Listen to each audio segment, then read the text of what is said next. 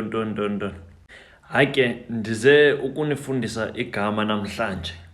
Qonda.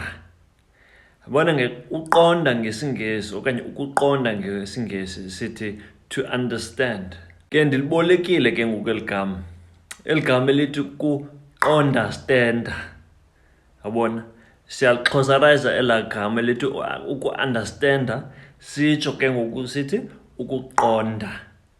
Ke ngoku xa siwadibanisayo sithi kuku-understanda. Uyaqondastenda bhuti? Uyaqonda? Okanye uyaqondastenda? Asoze uphinde ulibale ngoku elaa gama. Tu! NgesiNgesi nangesiXhosa. Hayi nifundile namhlanje. Heyi, ndiyabulela. Nibe nemini entle kakhulu.